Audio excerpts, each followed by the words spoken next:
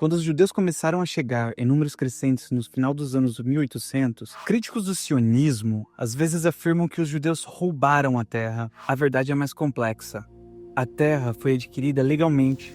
Olá pessoal, eu sou o Felipe Bischoff e esse é o capítulo 2 do projeto Através da Fumaça, Entendendo Israel e o Conflito Moderno, o Império Otomano e as primeiras vendas de terra. Antes do Estado moderno de Israel, antes do mandato britânico e muito antes do termo ocupação entrar no discurso comum, a terra conhecida como Palestina fazia parte do vasto Império Otomano. Durante séculos, esse território foi uma fronteira negligenciada e subdesenvolvida de um sistema imperial decadente, com infraestrutura limitada, população esparsa e pouca governança central. Mas foi justamente nesse período, entre o final do século XIX e início do século XX, que as sementes do conflito moderno começaram a germinar. Quando os judeus começaram a chegar em números crescentes no final dos anos 1800, eles não invadiram, eles compravam terras legalmente, muitas vezes de proprietários árabes ausentes que viviam em cidades como Beirute, Damasco ou Istambul. Essas vendas eram permitidas segundo as leis otomanas, e em muitos casos facilitadas por intermediários que viam uma oportunidade econômica. Os judeus que chegavam eram frequentemente idealistas, pobres e profundamente comprometidos com o trabalho agrícola. Eles não estavam comprando palácios, estavam drenando pântanos, plantando árvores e fundando kibbutzim, fazendas coletivas baseadas em princípios socialistas. É importante entender como era a terra naquela época. Embora certamente houvesse comunidades árabes palestinas em cidades como Jaffa, Nablus e Jerusalém, grandes áreas estavam dispersamente povoadas ou mal cultivadas. Mark Twain, que visitou a região em 1867, descreveu-a como um país isolado, difícil de ver um ser humano. Claro, sua descrição não deve ser tomada como absoluta, mas ela reflete a realidade geral.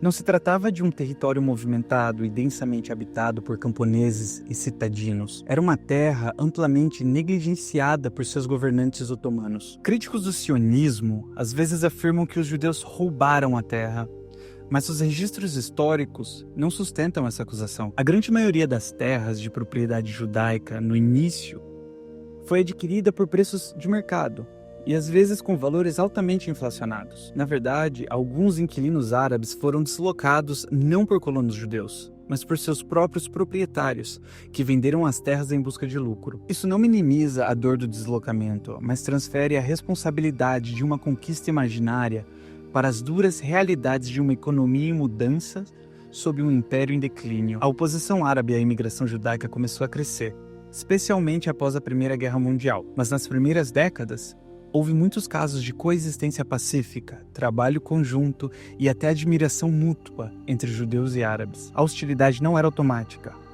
Foi fomentada mais tarde por líderes políticos, potências regionais e incitação religiosa. Compreender as dinâmicas fundiárias da era otomana é essencial. Isso mostra que a narrativa do roubo é não apenas enganosa, ela ignora os processos legais, econômicos e históricos que estavam em jogo. A verdade é mais complexa. A terra foi adquirida legalmente, cultivada com enorme esforço e transformada por pessoas que acreditavam estar revivendo uma pátria, não substituindo outra. Com o colapso do Império Otomano, após a Primeira Guerra Mundial, o Oriente Médio foi dividido entre potências europeias, principalmente Grã-Bretanha e França, sob um sistema de mandatos concedido pela Liga das Nações.